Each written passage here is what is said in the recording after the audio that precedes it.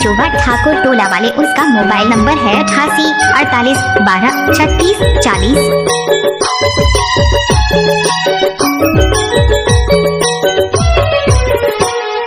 Seminar बेला तारी खड़े होया केला कछु बात केलाने टूरी खड़े होया केला कछु बात केलाने। सेमिनार बेला तारी खड़े हंसिया केला कछु बात केलाने टूरा खड़े हंसिया केला कछु बात केलाने।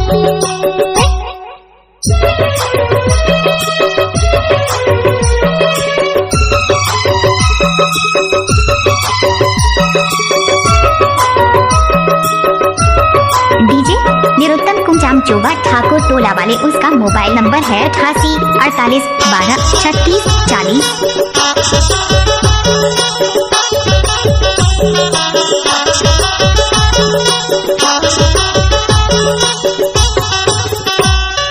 नाना सटूरी बातें में नहीं आएगा, बातें में नहीं नाना सटूरी बातें में नहीं आएगा, बातें में नहीं मोर संग गाते नाते में नहीं आएगा। कछु बात केलाने टूरी खड़े होया केला कछु बात केलाने टूरी खड़े होया केला कछु बात केलाने। सेमिनार बेला तारी खड़े हंसिया केला कछु बात केलाने टूरा खड़े हंसिया केला कछु बात केलाने।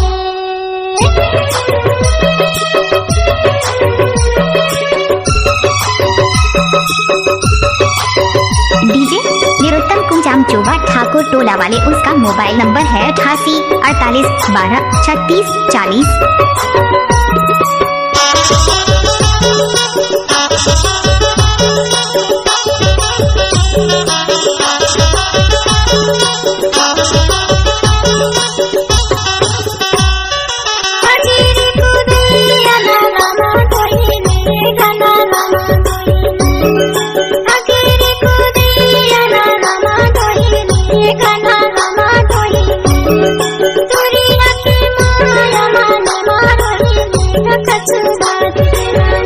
कछु बात केलाने टूरा खड़े हंसिया केला कछु बात केलाने टूरा खड़े हंसिया केला कछु बात केलाने। सेमिनार बेला तारी खड़े होया केला कछु बात केलाने टूरी खड़े होया केला कछु बात केलाने।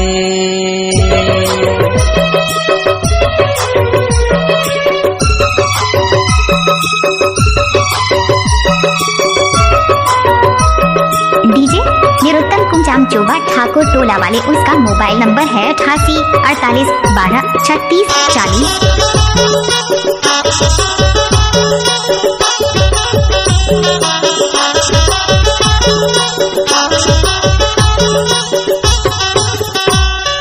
हरियत पुकारी मुड़े में चुंदरी गमुड़े में चुंदरी करियत पुकारी मुड़े में चुंदरी गमुड़े में चुंदरी रोई रोई उतारे हाथ के मुंदरी कछु बात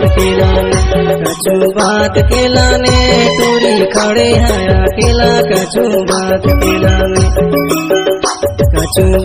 केलाने टूरी खड़े होया केला कछु बात केलाने। सेमिनार बेला तारी खड़े हंसिया केला कछु बात केलाने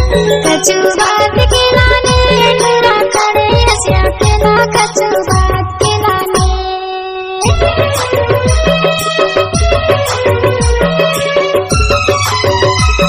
डीजे निरुत्तम कुंजाम चोवा ठाकुर टोला वाले, उसका मोबाइल नंबर है 88 48 12 36 40।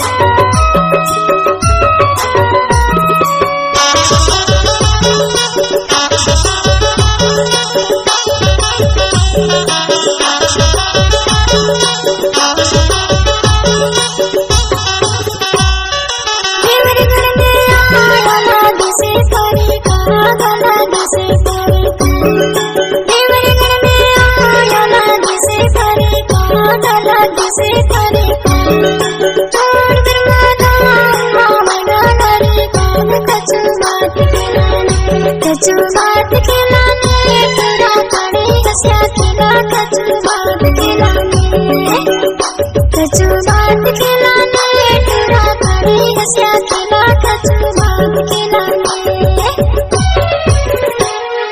सेमिनार बेला तारी खड़े होया केला कचुबात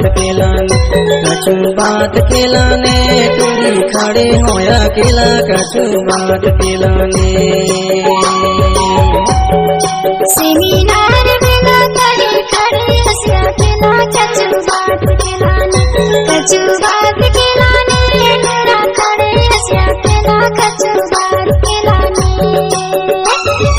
इलाका किसी का भी हो, धमाका देखिए निरुत्तम कुंजाम चोवा वाले का ही होगा। होया केला कचुबात खिलाने तेरी खड़े होया केला कचुबात खिलाने